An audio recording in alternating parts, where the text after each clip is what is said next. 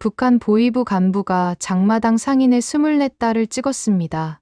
거절할 수 없는 혼인 요구였죠. 하지만 사흘 후 이 어머니는 19 아들이 중국 밀수 혐의로 구류장에 갇혔다는 소식을 듣습니다. 딸을 내놓으면 아들을 풀어주겠다. 과연 이 어머니는 어떤 선택을 했을까요? 지금부터 그 이야기를 들려드리겠습니다. 여러분의 구독과 좋아요가 숨겨진 북한의 진실을 세상에 알리는 힘이 됩니다. 그 모든 것은 이렇게 시작되었습니다. 2012년 봄, 저는 함경북도 청진시 수남구역 장마당에서 옷 장사를 하고 있었어요. 새벽 4시면 일어나서 중국에서 넘어온 옷가지들을 좌판에 펼쳐놓고 해 질 때까지 팔았죠. 우리로 치면 동대문 시장 같은 곳인데 북에선 그게 유일한 생계 수단이었습니다.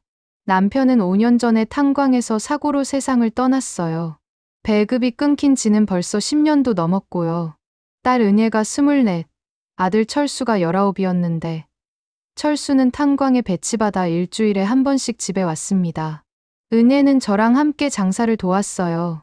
어머니, 오늘은 이 치마가 잘 나가네요. 은혜가 중국산 꽃무늬 치마를 접으며 웃었어요. 예쁜 애였죠.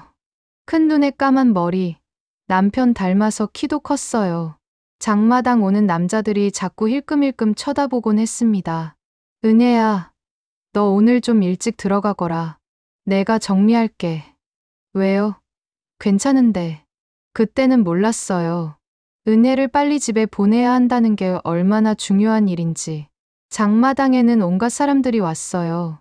쌀 파는 아주머니, 중국 과자 파는 아저씨, 몰래 한국 드라마 CD 파는 젊은이들, 보위부 사람들도 가끔 순찰 돌았죠. 뇌물 받으러 오는 거예요. 저는 매달 중국 돈 50위안씩 바쳤습니다. 안 그러면 장사 못하니까요. 해질 무렵, 은혜가 물건을 정리하다 말고 제 손을 꽉 쥐었어요. 어머니, 저기, 저 사람들. 돌아보니 보위부 제복 입은 두 남자가 우리 좌판 쪽으로 걸어오고 있었습니다. 그중 한 명은 이 지역 보위부 부장 아들 강철호였어요. 30대 초반쯤 되어 보이는 눈빛이 날카로운 남자였죠. 박영숙 동문의 딸이 이렇게 예쁘구만. 철호가 은혜를 빤히 쳐다보며 말했어요. 제 등골이 서늘해졌습니다. 북에서 보위부 간부가 여자를 찍는다는 건 좋은 일이 아니거든요. 감사합니다. 동무. 저는 어떻게든 웃으며 대답했어요. 철호는 한참 동안 은혜를 쳐다보다가 옆 동료에게 뭐라 속삭이고는 가버렸습니다.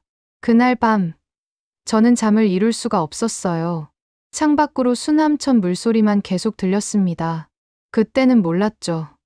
이게 시작이라는 걸. 그 일이 있고 사흘 후였습니다. 저녁 6시쯤 집 대문을 두드리는 소리가 들렸어요. 은혜가 저녁 준비하다 말고 문을 열었는데 밖에 강철호가 서 있었습니다. 옆에는 나이 든 여자가 한 명 있었고요. 박영숙 동무, 계시오? 제가 나가니까 철호가 웃으며 말했어요. 우리 어머니시오. 좋은 일로 왔소. 좋은 일이라니요. 가슴이 철렁 내려앉았습니다. 북에서 보위부 집안이 좋은 일로 온다는 건 거절할 수 없는 일로 온다는 뜻이거든요. 들어오시죠. 저희 집은 좁았어요. 방 하나에 부엌 딸린 집이었는데 그나마 지붕은 멀쩡했죠. 철호 어머니가 방바닥에 앉더니 은혜를 쭉 훑어봤습니다. 얼굴이 곱구만. 우리 철호가 은혜 동무를 마음에 들어 한다고 하더라고. 그 순간 은혜가 제 손을 꽉 잡았어요. 손이 차갑게 식어 있었습니다. 그게 은혜가 아직 어려서 24시면 시집갈 나이 아니오? 우리 철호는 좋은 집안이고 보위부에서 일하니까 배급도 나오고 은혜 동무한테 좋은 일 아니겠소? 철호가 옆에서 담배를 꺼내 물었어요. 집안에서 담배 피우는 것도 예의 없는 짓이지만 저는 아무 말도 못했습니다. 어머니, 저는 아직 은혜가 떨리는 목소리로 말하려 했지만 철호 어머니가 손을 내저었어요. 아직 뭐가 있어? 박영숙 동무, 생각해보시오. 당신네 집안이 어떤 처지요? 남편도 없고 장마당에서 근근히 사는데 우리 같은 집안과 혼인하면 살기 편해지지 않겠소? 그 말이 맞았어요. 실제로 북에서는 보위부나 당 간부 집안과 결혼하면 살기가 한결 나아지죠. 배급도 나오고 단속도 덜 받고. 하지만 은희의 눈빛을 보니까 저는 알았어요. 이 애가 싫어한다는 걸. 감사합니다만 좀 생각할 시간을. 생각할 시간. 철호가 담배 연기를 내뿜으며 웃었어요. 그 웃음이 참 차갑더라고요. 박영숙 동무. 우리가 이렇게 정중하게 찾아온 거요. 다음엔 안 이렇게 좋게 말하지 않을 수도 있소. 아들 철수 동무도 탄광에서 일하는데 사고가 안 나면 좋겠지만 탄광이 워낙 위험하니까 협박이었습니다. 노골적인. 철호 어머니가 일어서며 말했어요. 일주일 드리겠소. 일주일 후에 답 들으러 오겠소. 그들이 나가고 은혜가 제 품에 안겨 울었어요. 어머니, 저 사람한테 시집 못 가요. 차라리 죽겠어요. 저는 딸 머리를 쓰다듬으며 아무 말도 할 수가 없었습니다. 창밖으로 캄캄한 청진 밤하늘만 보였어요. 거절하면 우리 가족이 어떻게 될까? 철수한테 무슨 일이 생기면 어쩌지? 하지만 은혜를 저런 남자한테 보낼 순 없었어요. 그날 밤 저는 처음으로 생각했습니다. 이 땅을 떠나야 하나? 그 일주일이 지나기도 전에 더 큰 일이 터졌습니다. 사흘째 되던 날 새벽, 탄광에서 일하던 철수가 집에 돌아와야 하는데 오지 않았어요. 이상했죠. 철수는 정해진 날이면 꼭 집에 왔거든요. 아침 8시쯤 같은 동네 사는 김 아저씨가 헐레벌떡 뛰어왔어요. 영숙이 네. 큰일 났다. 철수가 보위부에 잡혀갔어. 머릿속이 하얘졌습니다. 무슨 소리예요? 국경에서 중국 물건 받다가 적발됐다더라. 지금 구류장에 있어. 은혜가 비명을 질렀어요. 저는 그 자리에 주저앉았습니다. 중국 물건 밀수. 북에서는 그거 걸리면 정치범 수용소로 가요. 아니면 공개 처형당하거나 특히 젊은 남자들은 더 혹독하게 처벌받죠. 저는 정신없이 보위부 구류장으로 달려갔습니다. 구류장 앞에는 벌써 다른 가족들이 몇 명 서 있었어요. 다들 울고 있었죠. 박영숙 동무, 강철호였습니다. 구류장 앞에 서서 담배를 피우고 있더라고요. 철호 동무, 제발 우리 철수를. 안타깝구만. 철수 동무가 중국에서 쌀하고 담배를 받다가 걸렸다더군. 증거도 확실하고. 제발, 제발요. 뭐든 할게요. 우리 철수는 아직 어려서 그런 거예요. 철호가 담배를 땅에 비볐어요. 뭐든 한다고? 네. 뭐든지요. 그가 낮게 웃었습니다. 그럼 은혜 동무 혼인 문제 긍정적으로 생각해 주시오. 그러면 철수 동무 일도 좀 가볍게 처리할 수 있을 거요. 가슴이 무너져 내렸어요. 이게 거래였구나. 철수를 미끼로 은혜를 강제로 시집 보내려는. 하지만 그것만으로는 부족하오. 뇌물이 있어야지. 중국 돈 1,000달러 있소? 1,000달러. 제가 2년 동안 벌어야 모을 수 있는 돈이었어요. 그런 돈이 어디 있어요. 그럼 마련하시오. 3일 드리겠소. 3일 안에 돈 가져오고 혼인 승낙하면 철수 동무 풀어줄 수 있소. 안 그러면 그는 손가락으로 목을 긋는 신용을 했어요. 3일. 저는 미친 사람처럼 동네를 뛰어다녔습니다. 친척들한테 빌리려 했지만 다들 고개를 저었어요. 장마당 좌판 동료들한테도 사정했지만 북에서 1,000달러는 너무 큰 돈이었죠. 이틀째 되던 날 은혜가 제 손을 잡았어요. 어머니, 제가 시집 갈게요. 철수 오빠 살려야죠. 안 돼. 어머니, 괜찮아요. 저 하나 희생하면 안 된다고. 저는 소리쳤습니다. 딸을 저런 놈한테 보낼 수는 없었어요. 아들도 살리고 싶었지만 딸도 포기할 순 없었습니다. 그날 밤 저는 장마당에서 알게 된 중국 조선족 아주머니한테 전화를 걸었어요. 몇 번 물건 거래했던 사람이었는데 브로커랑 연결되어 있다는 소문을 들었거든요. 중국으로 넘어갈 방법이 있을까요? 전화기 너머로 긴 침묵이 흘렀습니다. 있긴 한데 위험해요. 그리고 돈이 들어요. 얼마요? 1인당 중국 돈 3천 위안. 2명이면 6천 위안. 제 손에 쥐어진 돈은 500 위안뿐이었어요. 일단 6천 위안 마련할 수 있으면 다시 연락할게요. 전화를 끊고 저는 캄캄한 방 안에 앉아 있었습니다. 철수를 구하려면 1,000달러가 필요하고 은혜한테 시집을 보내야 하고 아니면 은혜와 함께 탈출하려면 6천 위안이 필요하고 철수는 포기해야 하고 어느 쪽을 선택해도 가족 중 하나는 잃는 거였어요. 시계를 봤습니다. 자정이 넘었더군요. 이제 이틀 남았습니다. 마지막 날 아침이 밝았습니다. 저는 밤새 한숨도 못 잤어요.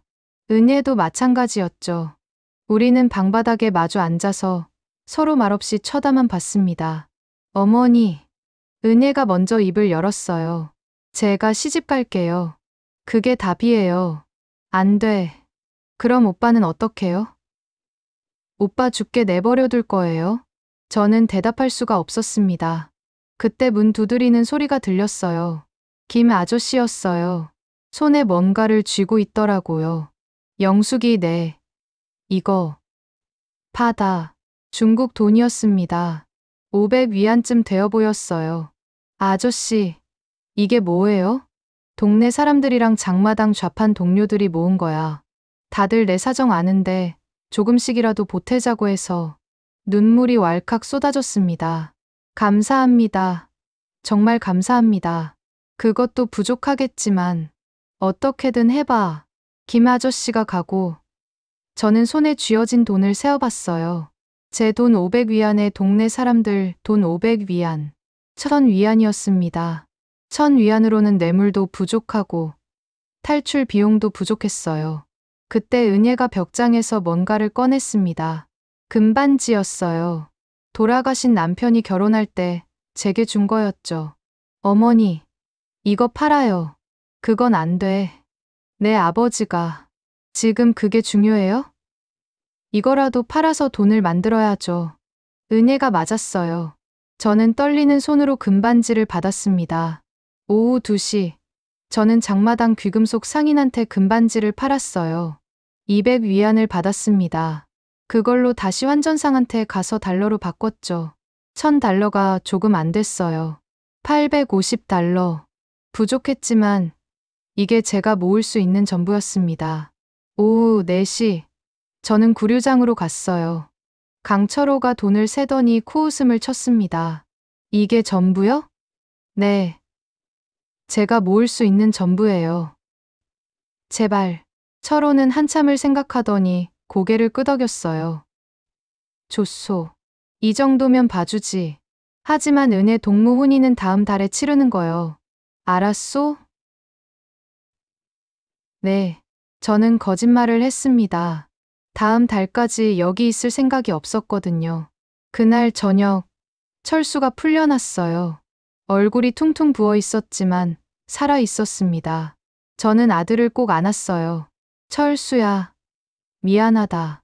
엄마가 미안해. 괜찮아요, 어머니. 제가 잘못했어요. 그날 밤, 저는 철수를 불러서 조용히 말했습니다. 철수야, 엄마랑 누나가 중국으로 넘어갈 거다. 철수가 깜짝 놀라 눈을 크게 떴어요. 뭐라고요? 너까지 데려가고 싶은데 돈이 부족해. 너는 여기 남아서 조심해서 살아야 한다. 우리가 한국 가면 연락할게. 그때까지 버텨라. 안 돼요, 어머니. 저도 같이. 안 돼. 셋이 움직이면 들킬 확률이 높아. 그리고 너는 남자라서 탈출하다 걸리면 더 혹독하게 처벌받아. 철수가 울었어요. 저도 울었습니다. 하지만 선택은 이미 끝났어요. 은혜만이라도 살려야 했습니다. 다음 날 새벽, 저는 조선족 아주머니한테 전화를 걸었어요. 이틀 후 밤, 2명 부탁합니다. 이틀 후, 2012년 5월 23일 밤이었습니다. 새벽 2시, 저와 은혜는 집을 나섰어요. 철수가 대문까지 따라왔습니다. 저는 아들을 한 번 더 꼭 안았어요. 철수야, 엄마 미안하다. 꼭 연락할게. 어머니, 조심하세요. 누나도. 그게 마지막이었습니다. 저는 뒤돌아보지 않았어요. 뒤돌아보면 주저앉을 것 같았거든요. 브로커가 정해준 곳은 온성군 남쪽 두만강 근처였어요. 청진에서 버스 타고 4시간을 가야 했죠. 새벽 5시쯤 도착했습니다. 박영숙 동무?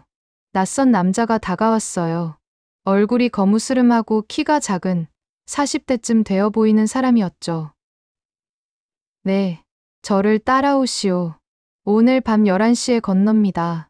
그는 우리를 산속 움막으로 데려갔어요. 거기엔 다른 사람들도 있었습니다. 젊은 여자 2, 중년 부부 한 쌍. 5명이서 함께 건너기로 했대요. 돈은 다 준비했소? 네, 저는 1,000위안을 건넸어요. 은혜 못까지 2,000위안인데 브로커는 할머니니까 싸게 해주겠다며 1,000위안만 받았습니다. 지금 생각하면 그 사람이 불쌍히 여긴 거겠죠. 우리는 움막에서 해가 질 때까지 기다렸어요. 은혜가 제 손을 꼭 잡고 있었습니다. 손이 차갑게 식어 있었죠. 어머니, 무섭지 않으세요? 무섭지. 하지만 해야지. 우리 은혜 살려야 하니까. 밤 10시, 브로커가 우리를 깨웠어요. 이제 출발합니다. 절대 소리 내지 마시오. 순찰 때가 지나가면 숨죽이고 있어야 하오. 우리는 산길을 1시간쯤 걸었습니다. 칠흑같이 어두웠어요. 달빛만 희미하게 길을 비췄죠. 저는 42인데도 숨이 찼고 은혜는 제 팔을 붙잡고 따라왔어요. 밤 11시 40분쯤 드디어 강이 보였습니다. 두만강이었어요. 생각보다 넓지 않았지만 물소리가 거칠었어요. 5월이라 물이 불어 있었죠. 저기 보이는 불빛이 중국이오. 저기까지만 가면 됩니다. 브로커가 속삭였어요. 하나씩 들어가시오. 절대 서두르지 말고 물소리에 묻혀서 천천히. 첫 번째로 젊은 여자가 들어갔어요. 물이 허리까지 찼습니다. 2번째로 중년 부부가 들어갔고 3번째가 우리 차례였어요. 은혜야, 엄마 손 놓지 마라. 네, 어머니.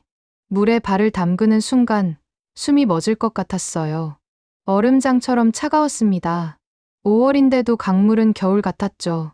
1걸음, 2걸음. 물이 무릎까지, 허벅지까지, 허리까지 찼어요.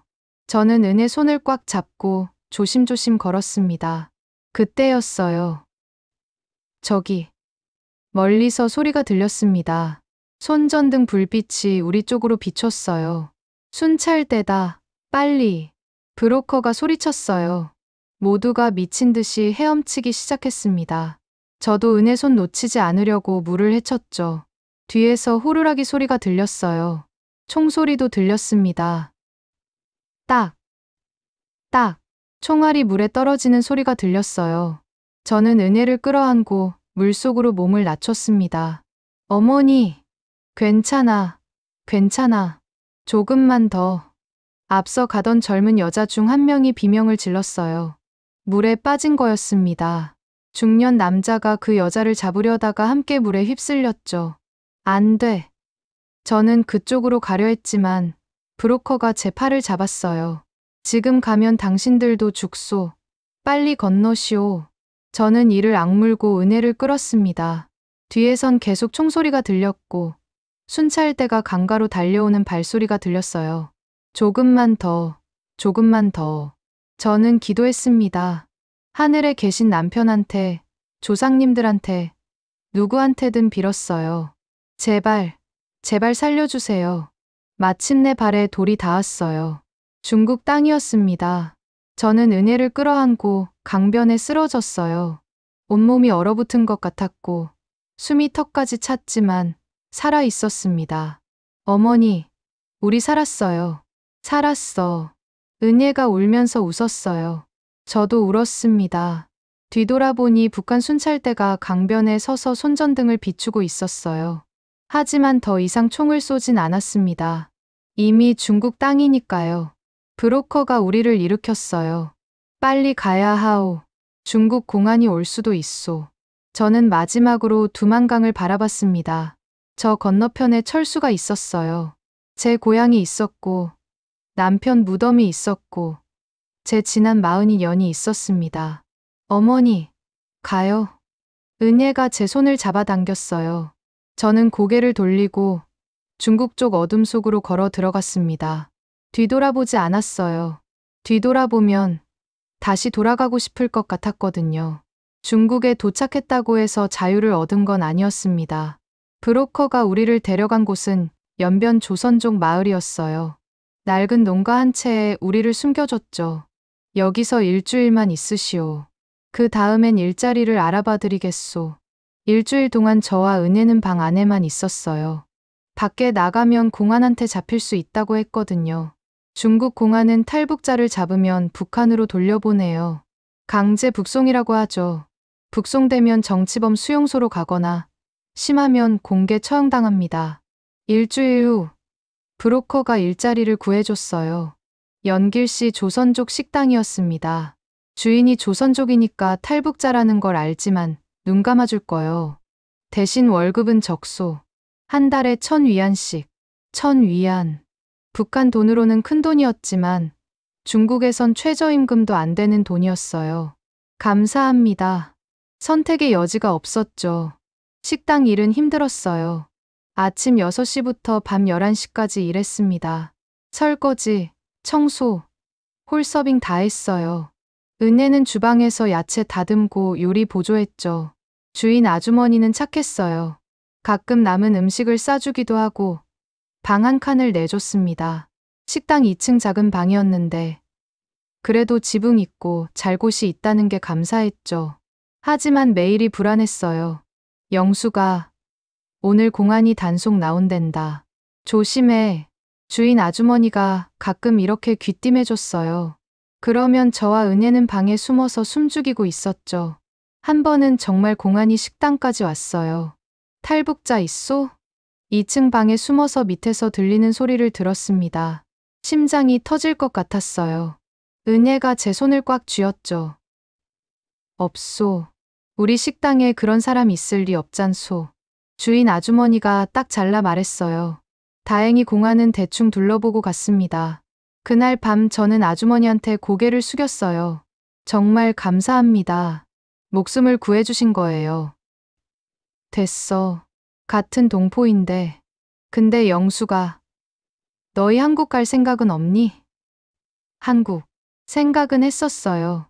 하지만 한국 가려면 또 돈이 들고 위험한 여정을 거쳐야 한다고 들었거든요.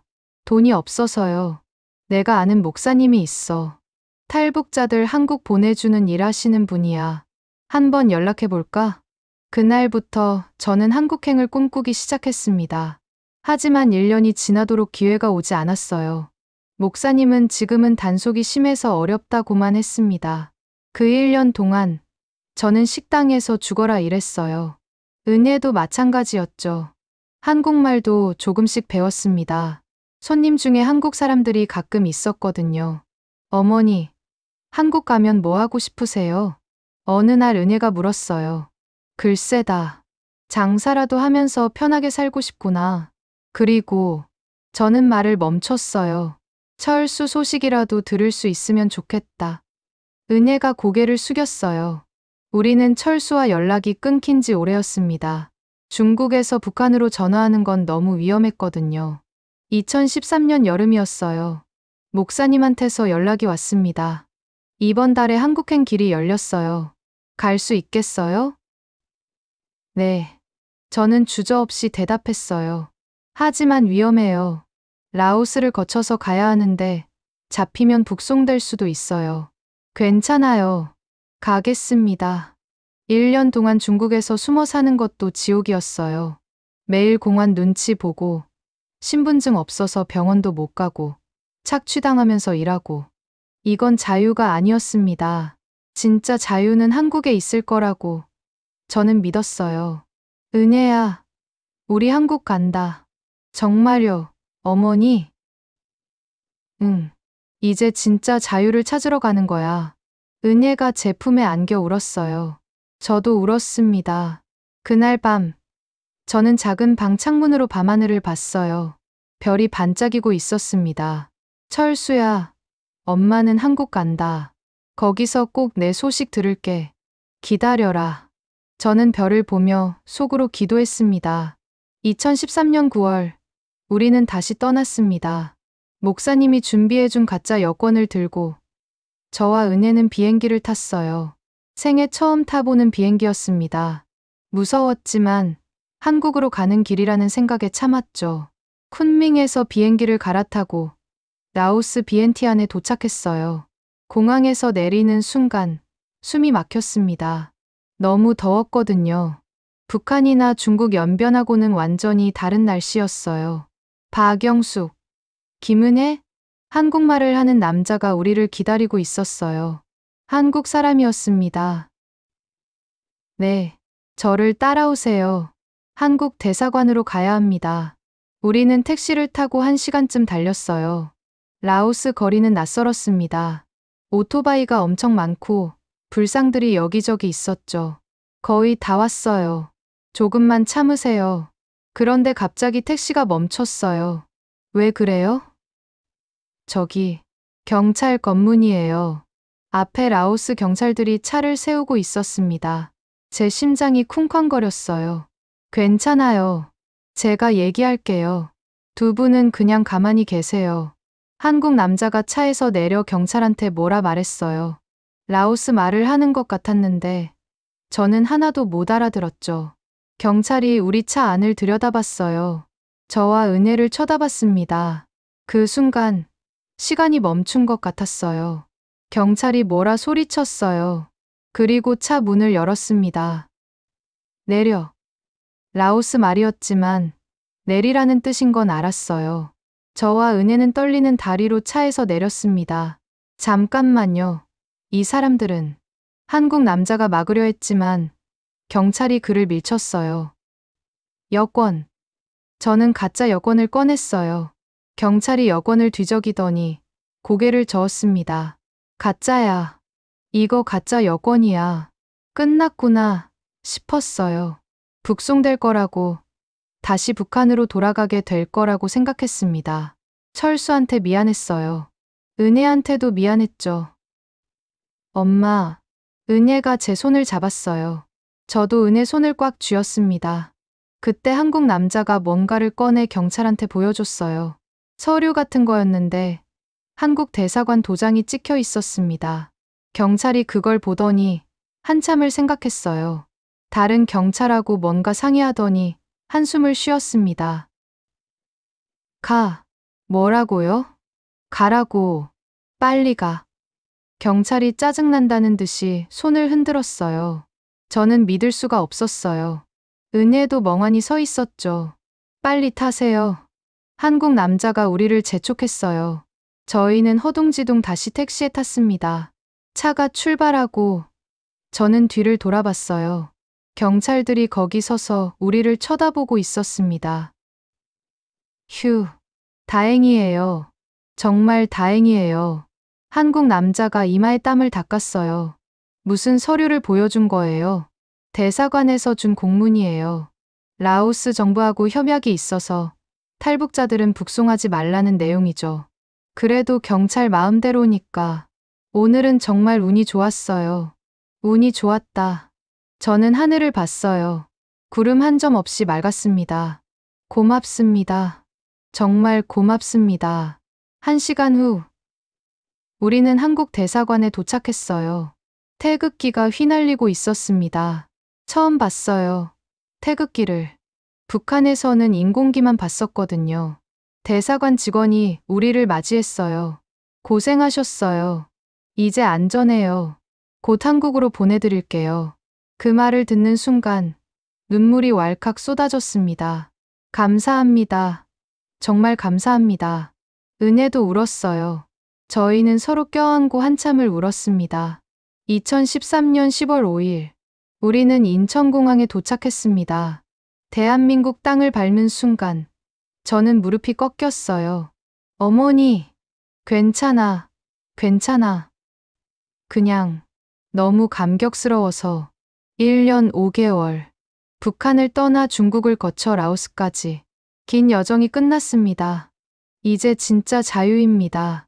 한국에 온 지 이제 12년이 되었습니다. 처음 하나원에 갔을 때가 기억나요. 탈북자들을 위한 교육시설이었는데 거기서 석 달 동안 한국 사회를 배웠죠. 한국말, 한국 문화, 컴퓨터 사용법까지 신기한 게 너무 많았어요. 편의점이 24시간 연다는 것, 인터넷으로 북한 소식을 볼 수 있다는 것, 마트에 물건이 넘쳐난다는 것. 처음엔 믿을 수가 없었습니다. 어머니, 여기선 밤에도 불이 안 꺼져요. 은혜가 신기해하며 말했어요. 북한에서는 밤이면 전기가 끊겨서 깜깜했거든요. 하나원을 나와서 정부에서 전세집을 지원해줬어요. 서울 구로구 작은 아파트였는데 저희한텐 궁전 같았습니다. 보일러도 있고 수도물도 나오고 화장실도 집 안에 있고. 처음엔 적응이 힘들었어요. 말투가 달라서 사람들이 제 말을 잘 못 알아들었죠.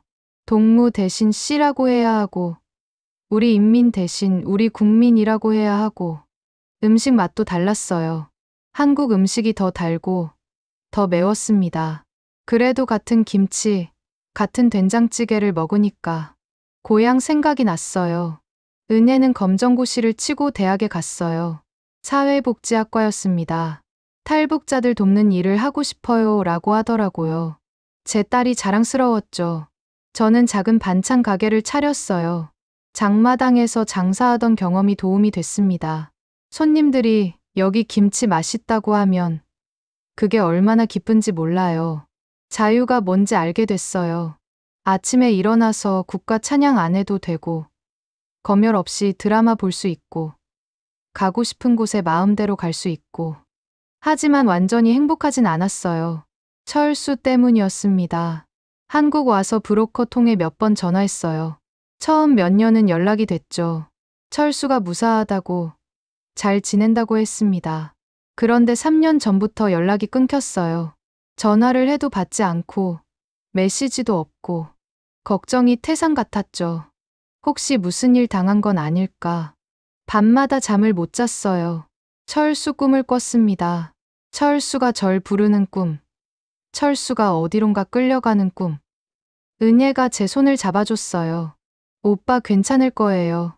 어머니, 우리 꼭 다시 만날 거예요. 저도 그렇게 믿고 싶어요. 통일이 되면 다시 만날 수 있을 거라고. 고향 땅 청진에 가서 남편 무덤에 절하고 수남천 물소리도 다시 듣고 철수 손 잡고 이 서울 거리를 같이 걸을 수 있을 거라고. 지난 12년 많은 분들이 도와주셨어요. 하나원 선생님들, 교회 권사님들, 가게 단골 손님들, 낯선 땅에서 저희 모녀를 따뜻하게 대해주신 모든 분들께 감사드려요. 지금 이 순간에도 북한에는 수많은 사람들이 고통받고 있습니다. 제 아들처럼 자유를 꿈꾸는 사람들이 있어요. 그분들한테 말하고 싶어요. 포기하지 마세요. 희망을 잃지 마세요. 저도 42에 모든 걸 버리고 강을 건넜어요. 무섭고 힘들었지만 이겨냈습니다. 여러분도 할 수 있어요. 그리고 대한민국 국민 여러분께도 말씀드리고 싶어요. 통일을 잊지 말아주세요. 저 북쪽 땅에 우리 가족이, 우리 동포가 있다는 걸 기억해 주세요. 언젠가 38선이 없어지고 기차 타고 백두산까지 갈 수 있는 날이 오길 바랍니다. 그날이 오면 저는 제일 먼저 청진으로 달려갈 거예요. 철수를 찾으러. 그리고 남편 무덤에 말할 거예요. 여보, 우리 은혜 잘 키웠어요. 이제 철수도 데려갈게요. 그날이 꼭 오길 기도합니다. 감사합니다. 제 이야기를 들어주셔서.